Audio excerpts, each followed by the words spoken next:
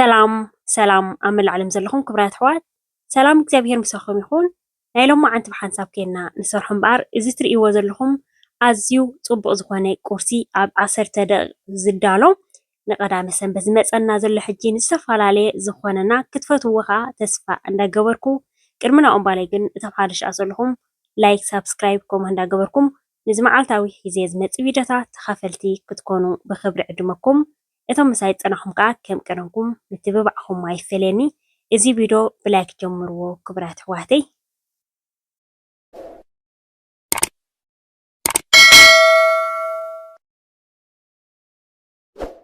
እምበኣር እዛ ፅብቕቲ ግዜ ዘይትወስድ ስልጥቲ ቁርሲ ንምስራሕ ዘድልየና ሽጉርቲ ሓንቲ ፍሪዝ ዝበለት ሽጉርቲ ይጥቀም ኣለኹ ማለት እዩ።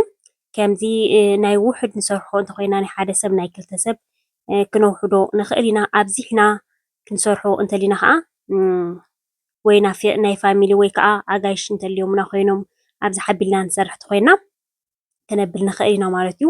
ኤክስትራ እቲ ኣስቤዛ ዝጥቀመሉ ዘለኹ ኣነሲ ክነውሕዶን ክነብፅሖን ንኽእል ኢና ማለት እዩ። ሕጂ ዘናእሹ ትርእይዎን ዘለኹም ኮሚደረ ንሰን እየ ዝጥቀም ዘለኹ። ከምዚ ተረኺብና ፅቡቅ እንተዘይተረኺብና ከዓ ኖርማል ከምዚ ኮሚደረ ትገጅፍ ክንጥቀም ንኽእል ኢና። ፀገም የብሉን እዩ።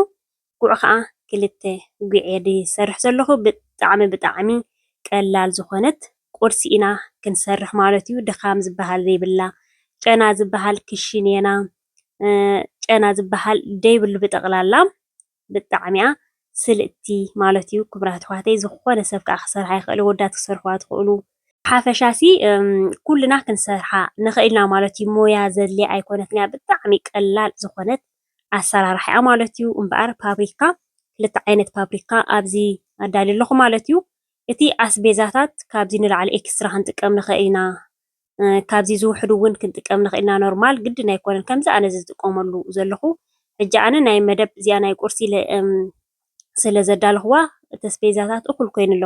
ኣብቲ ክሽኔና ገለገለ መዓልቲ ይጎድለካ እንዲ ግድን ዘይብለይ እዚኣ ኢልካ ከይሰራሕካያ ስቃይቱኒ ማለት እዩ። ፀገም የብሉን እዩ።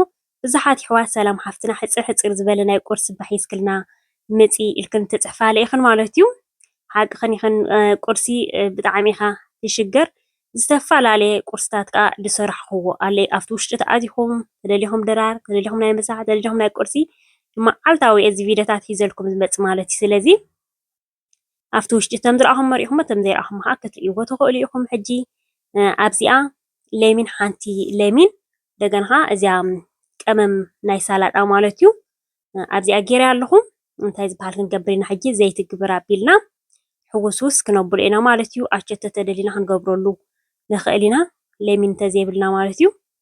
ሕጂ ዘይቲ ኦሊቭ ኦይል ከዓ ገይረ ኣለኹ ማለት እዩ። በዚ ብሓንሳብ ሕውስውስ ኣቢልና ኣፀጊ ዓቢልናዮ ክንፀንሕ ኢና።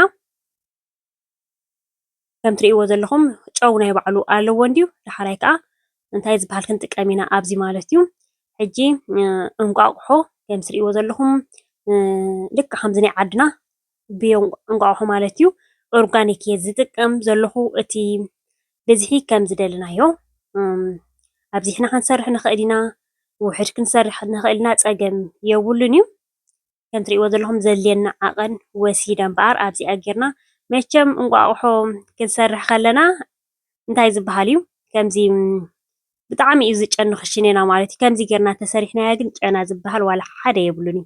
ሕጂ ዝጥቀመሉ ዘለኹ እንታይ እዩ እዚ ናይ ቬጅቴብል ቀመማት ጨው ዘለዎ ምሻ ኣሎ ሩዝ ገለ ክንሰርሕ ከለና ከማ ንጥቀመሉ ንሱ እየ ዝጥቀም ዘለኹ ኣክንዲ ጨው ኣይተጠቐምኩን። ኣብቲ ናይ ቀመም ሳላጣ ኣለዎ ኣብዚ ከዓ ኣለዎ ማለት እዩ። ሕጂ እዚ እንቋቑሖ ፅቡቅ ጌርና ከም ትርእይዎ ዘለኹም ጌርና ህርም ክነብሎ ኢና። ዳሕራይ ከዓ እንታይ ዝበሃል ክኾን ማለት እዩ እንታን ሓደ ዓይነት እንታይ ዝበሃል ክመፀልና ከም እንዳገበርና ፅቡቅ ጌርና እቲ ብጫ ብትን ብትን ነብሎ። ሕጂ ፅቡቅ ጌረ ሓዋዊሰ ኣለኹ ከም ትርእይዎ ዘለኹም በዛ ጎኒ ከዓ ማይና ክነፍልሕ ኢና ማለት እዩ። ልክዕ ከምዚ እንቋቑሖ ከይሰበርና ጥጥቕ ኣቢልና ነብስሎ ምሻ ኣሎ እዚ ከዓ ኣብኣ ከላ ጥጥቕ ክነብላ ኢና። ጨና ዝበሃል የብላ እንደገና ከዓ ኣዝዩ ፍሉይ ጣዕሚ እዩ ከምዚ ብማይ ገይሩ ድበሰለ ማለት እዩ። እንተን ትጥቀማሉ ትጥቀማሉ ኢኹን እንተን ዘይትጥቀማሉ ከዓ ብጣዕሚ ፅብቕቲ እያ። ልዕሊ ኩሉ በቃ ትኽሽኔኻ እንቋቑሖ ትሰርሕ ከለካ ዝጨንስ ዋላ ሓደ ጨና ዝበሃል የብሉ ማለት ሕጂ መጀመርያ እቱ ምስ ኣበልናዮ ኣብቲ መዓኮር ምእንታን ከይሕዘና ንእሽተይ ኣኾስ ነብሎ ዳሕራይ ግን ባዕሉ እዩ ሓፍ ዝብል ማለት እዩ ኣብ መጀመርያ ግን ንእሽተይ ፍትሽ ፍትሽ ነብሎ ኣብዚኣ ሕጂ ኣነ ወዲኤ ፀኒሐ ኣጋጣም ርግኦ እቲ ናይ ኣጅቦ ምቻሎ ሓደ ርግኦ ኣለኒ እንድዩ ክንጥቀመሉ ኢና ዳሕራይ እዚ ርግኦ ናይ ተኣርሽም 10 በርሰት እንተረኺብና ከዓ መጀመርያ እቲ ርግኦ ንእሽተይ ሓደ 5 ደቂቕ 6 ደቂቕ ምሽ ህርም ነብሎ ዳሕራይ ንሱ ብስል ምስ በለ በይኑ እቲ ርግኦ ከዓ እዚ እንቋቑሖ ናብኡ እንተእቲናዮ ከዓ ምስኡ ገይሩ ይበስል ገለ ዓይነት እዩ ዝመፅእ ብከምኡ ገይረ ሰራሕ እየ ክቡራት ኣሕዋተይ ሕጂ ኣጋጣሚ ስለ ዝወዳእኹ ርግኦ ኣይፀንሓንን ማለት እዩ ሕጂ ከም ትሪእዎ ዘለኹም ከፅብቕ መዓት ኮይኑ ልክዕ ከምዚ ኣጅቦ በቃ ከምኡ እዩ ዝኾነልና ብሓፈሻ ግን ኣጅቦ እንተሓዊስናሉ ናብኡ ከዓ ዝበለፀ ማለት እዩ ሕጂ ኣብቲ ማይ ክንደይ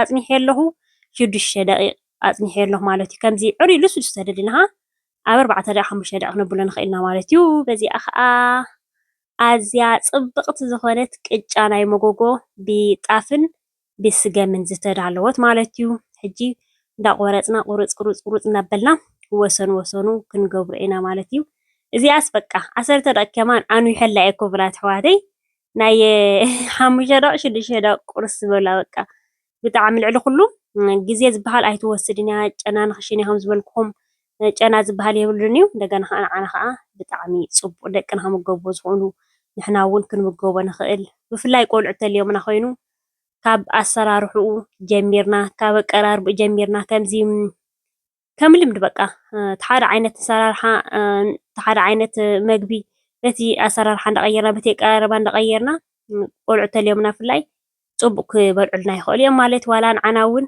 ዓይንስ እንታይ ድራራ ከምዚ እንቋቑሖ ሕጂ ቁልቁል ወቢልና ኩሉ ግዜ ንበልዓ እንተኮይና ከምዚ ጌርና ተሰሪሕናንሲ ቅያር ኣለዎ ማለት እዩ ሕጂ ርግኦ ከዓ ኣብዚ ይገብረሉ ኣለኹ ማለት እዩ ርግኦ ዝጥቀመሉ ዘለኹ 1.5 ስብሒ ዘይብሉ ማለት እዩ እየ ዝገብር ዘለኹ ተደሊና 3.5 ክንጥቀም ንኽእል ኢና ደቅና ንኣሽቱ ደቀቕቲ ኮይኖም ከምዚ ግጅፍ ተዘይብሎም ንሕና እውን ግጅፍ ተዘይብልና ድሓን ኢልና ነብል እንተኮይና ከምዚ ከይገጅፍ ንብል እንተኮይና ከዓ ኩሉ እቲ ፀባ ንጥቀመሉ እቲ እንቋቑሖ ንጥቀመሉ እቲ ስብሕና ትፍየት ውሕድ ዝበለ ንገብር ንኽእል ኢና ማለት እዩ ከምዚ ትሪእዋ ዘለኹም ንኽትሪኣ ኣዝያ ደስ ዝብለካ ንኽትምገባ ከዓ ጥዕምቲ ብእውነት ክቡራት ኣሕዋተይ ሕጂ እቲ እንታይ ዝበሃል ዘደለናዮ እቲ ቀመም ከዓ ብላዕሊ ከምዚ ጌርና ንገብረሉ ዳሕራይ ከዓ ክንምገቦ ከለና ከዓ ሕውስውስ ነብሎ ማለት እዩ ሕጂ እታ ናተይ መትሓዚተይ ፅብብ ኢላ ስለ ዘላ ግፍሕ ዝበለ ተገይርና ሕውስውስ ነብሎ ኢና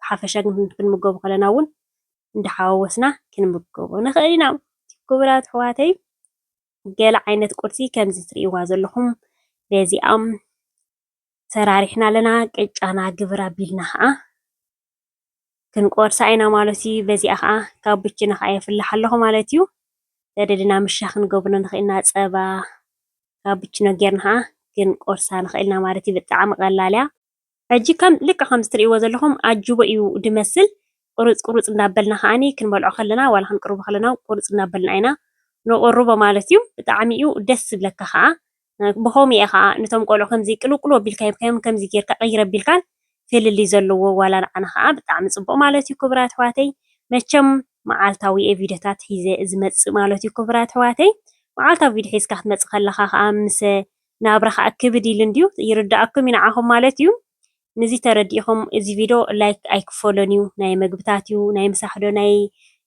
ድራር ዶ ናይ ጥዕና ዶ ናይ ክብደት ዶ ናይ ዝተፈላለየ መቸም እንዳበልኪ ሒዘ ዝመፅእ ማለት እዩ እቲ ስራሕ ግን ከምዚ ናይ 10 ደቂቕ ናይ 8 ደቂቕ ሒዘ ክመፅእ ከለኹ ንዓኡ ንክተዳልዎ ግን ብጣዕሚ ግዜ ዝሓተካ እዩ እሞ ክቡራት ኣሕዋተይ ነዚ ተረዲእኹም ብፍላይ ተን ደቂ ኣንስትዮ ኣሕዋተይ ከዓ መብዛሕትኡ ንስኽን እንዲኹም ትሪኦ ናይ ክሽነ ከዓ ይርዳእክን እዩ ንዓኽን ላይክ ምግባር ኣይትውሕዳሉ እዚ ቪድዮ ብሓፈሻ ክቡራት ኣሕዋተይ ሓንሳብ ኬና ድሰራሕናያ ንቐደም በሉ እንዳበልክየ ብጣዕሚ ጥዕምቲ ብዘይቀልዓለም ክቡራት ኣሕዋተይ ምስ ቅጫ መጎጎ ቅጫ ጣፍን ስገም እንታይ ክወፆ ከምዚ ግብሪ ኣቢልና ቀዳመ ሰንበት እዩ ዝመፀና ዘሎ ንቁርስና ከዓ ክንጥቀመሉ ንኽእል ኢና ማለት እዩ በዚኣ ካብ ብችነና ግብሪ ኣቢልና ተደሊና ምሻህ ተደሊና ንፀባ ጌርና ክንቆርሶ ንኽእል ኢና ናይ ሎማዓንቲ መደበይ እምበር ኣብዚ ከኣኽለኒ እዩ ጀሚረ ክሳብ ዝውድእ ዝተኸታተልኩምኒ ካብ ልበይ ዘመስግነኩም ብካልእ ትሕዝቶ ክሳብ ዝምለሰኩም ሰላምን ጥዕናን